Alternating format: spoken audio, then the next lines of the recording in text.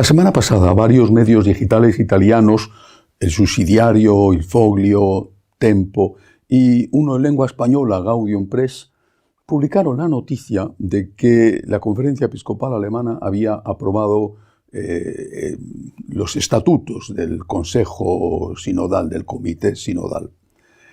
Esto estaba expresamente prohibido por el Vaticano, que había amenazado incluso con sanciones canónicas, aunque sin especificar a quién irían referidas.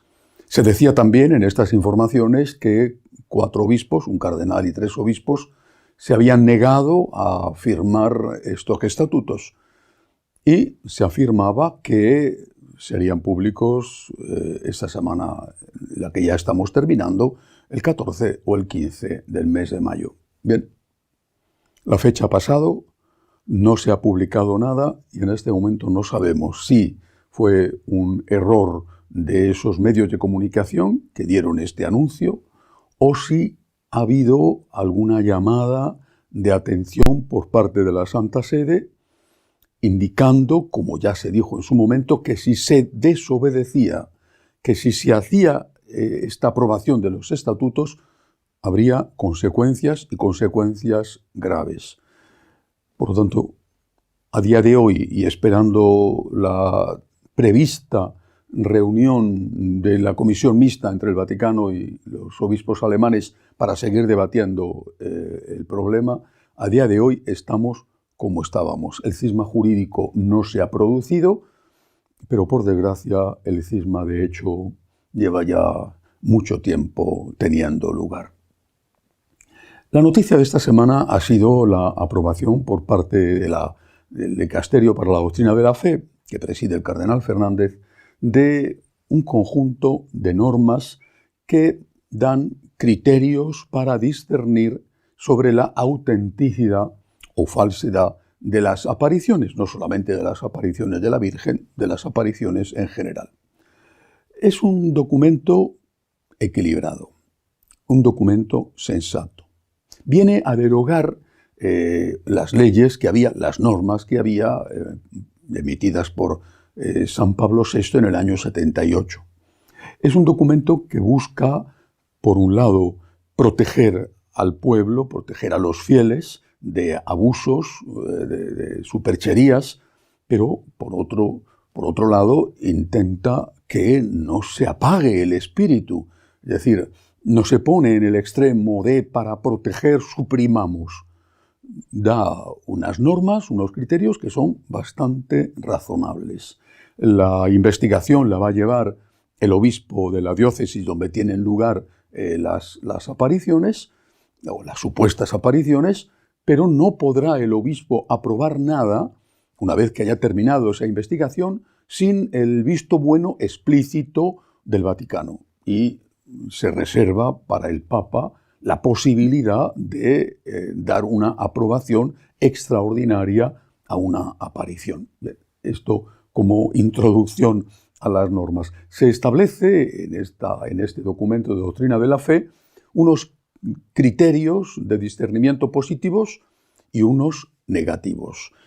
Entre los positivos están la credibilidad y buena reputación del vidente y de los testigos. Primer punto. El equilibrio psíquico del vidente. También la disponibilidad a colaborar con la autoridad eclesiástica. Luego uno muy importante, la ortodoxia doctrinal del fenómeno, del mensaje. Sobre todo se mira si ese acontecimiento ha sido imprevisible o si estaba organizado. El tema doctrinal es fundamental. ¿Por qué? No puede haber una revelación de nuestro Señor, de la Santísima Virgen, que vaya en contra de lo que nuestro Señor ha revelado, por ejemplo, en el Nuevo Testamento, o de lo que la Iglesia ha considerado que es revelación a través de su tradición. Si a un vidente, a una vidente, se le aparece la Virgen y la Virgen le dice que el aborto es bueno, podemos estar seguros de que esa aparición es falsa. Si se le aparece nuestro Señor y nuestro Señor le dice que La gente se puede divorciar todas las veces que quiera, podemos estar seguros de que esa aparición es falsa, porque nuestro Señor en el siglo XXI o cuando sea no puede decir lo contrario de lo que dijo cuando estaba en la tierra.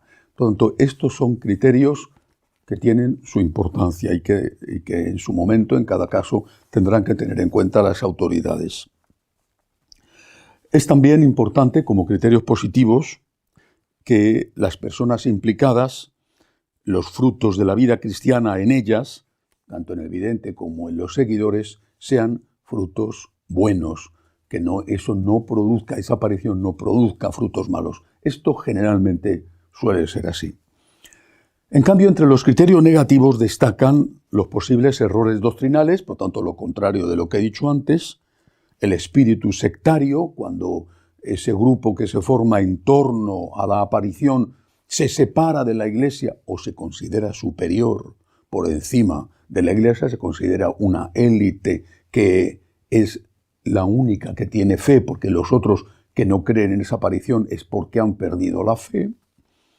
La búsqueda de algún tipo de beneficio es algo que por desgracia también sucede, sacar dinero a la gente que acude, o la existencia de actos inmorales ligados a la aparición, también las alteraciones psíquicas de los videntes. La existencia de actos inmorales no suele ser una cosa muy frecuente, pero a veces sí que los videntes pudieran tener alguna alteración psíquica que, de buena fe por su parte, sin embargo, confunda a la gente y aquello no sea una aparición del Señor, sino una sugestión suya. El Vaticano enumera 6 tipos de decisiones que se pueden tomar ante el fenómeno estudiado. Decisiones que debe tomar el obispo después de un examen, siguiendo esos criterios positivos y negativos, y decisiones que tendrán que ser sometidas a la Santa Sede para evitar que el obispo, a favor o en contra, pueda estar parcialmente, al menos, inclinado a favor o en contra de la aparición. La primera es la que se llama el nihil ostat. Son estos tipos de decisiones que están todos ellos expresados en latín. Nihil ostat. No hay ninguna dificultad. Esta es una aparición auténtica. Aunque en ningún caso nos da la certeza de que es un hecho sobrenatural. Es decir, la Iglesia no va a decir nunca, al nivel de dogma de fe, que la aparición de la Virgen en Fátima, o la aparición de la Virgen en Lourdes, o la aparición de la Virgen en el Pilar fue algo que hay que creer porque hay certeza absoluta. Pero va a decir, no hay ninguna dificultad en aceptar esto como una aparición verdadera. La segunda forma de dar un discernimiento y un criterio sobre esa aparición se denomina pre-oculis habeatur, algo así como debe tenerse en cuenta o debe tenerse una cierta precaución. Se tomará esta decisión cuando se ven importantes signos positivos, pero también posibles riesgos que exigen discernimiento y clarificación doctrinal. Es este punto el que puede preocupar. Es decir, aquí hay en esta aparición o en esta revelación, una persona que ha recibido una revelación y ha escrito un libro, ha escrito unos mensajes. Ahí hay cosas muy positivas, pero hay algunos puntos que tienen que ser investigados porque chirrían un poco desde el aspecto doctrinal. La tercera decisión se denomina curatur. Curator, atención, cuidado, curatur. Cuida. Es un poco más restrictivo que lo anterior. Y se aplicará cuando, habiendo frutos espirituales, el fenómeno está ya extendido. Hay gente que va a ese santuario, a ese lugar, o a ver a esa vidente, a ese vidente. Hay mucha gente que está yendo, incluso en otras ciudades se han creado grupos que participan de esas revelaciones o de esa espiritualidad, pero también hay importantes elementos problemáticos. En este caso, se desaconseja la prohibición, dice el Vaticano, pero se pide al obispo que no aliente el fenómeno. La aparición está muy difundida, hay mucha gente que cree en ella y hay signos positivos.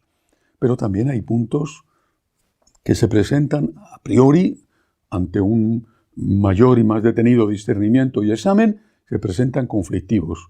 Que no se prohíba, pero que tampoco se aliente. Curatur.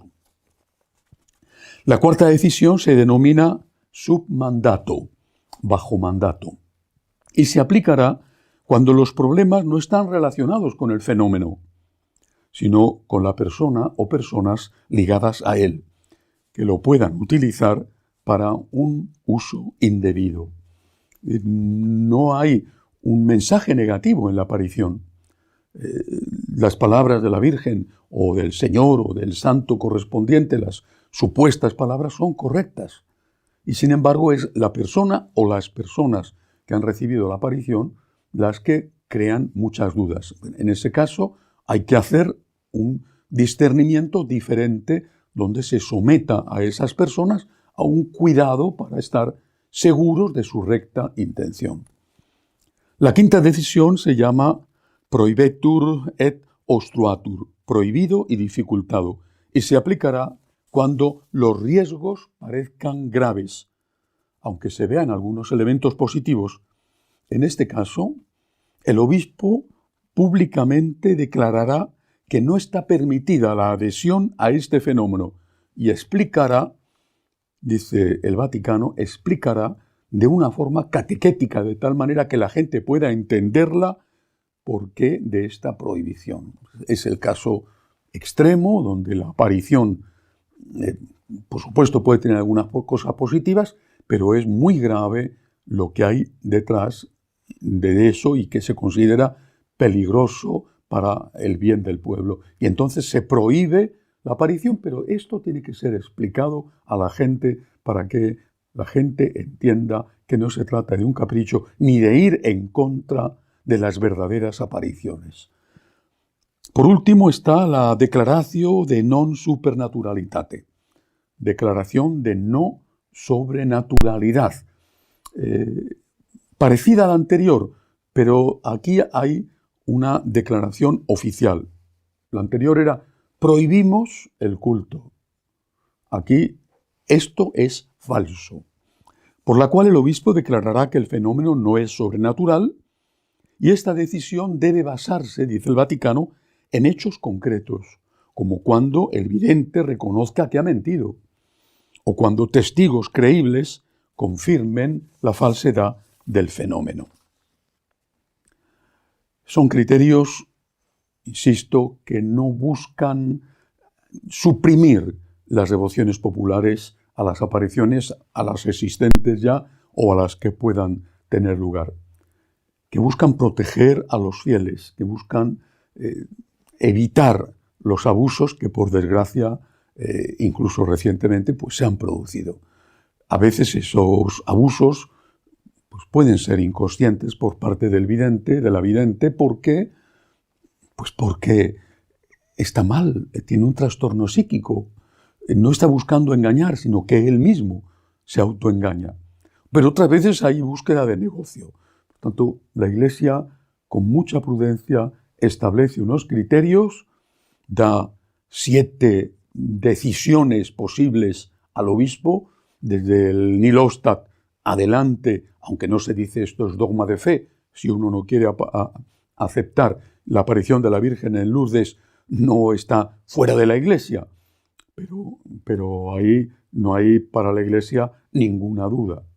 Hasta el caso contrario. Esto está no solamente prohibido, sino que consta que no hay sobrenaturalidad, que es falso. Ahí hay 7 grados diferentes donde el obispo tendrá que ir discerniendo qué es lo que corresponde y sometiendo su opinión a la Santa Sede. Vamos a ver ahora cómo se aplica, porque como todo, las normas pueden ser buenas, sensatas, equilibradas, pero no siempre la aplicación es la correcta. Vamos a ver cómo se aplica. No sé si entrarán dentro de los criterios a aplicar las apariciones que aún están pendientes. Por ejemplo, la de la Virgen María en Medjugorje, o la de Garabandal, si todavía esa aparición puede tener una nueva revisión, o la aparición que tuvo lugar en Egipto, que tiene también muchísimos seguidores. En cualquier caso, nuestra Madre se ha aparecido y se aparece. Igual que nuestro Señor se aparece no para decirnos cosas nuevas, sino para recordarnos que la vida eterna existe y que el camino hacia el cielo pasa por la conversión aquí en la tierra. Hasta la semana que viene, si Dios quiere.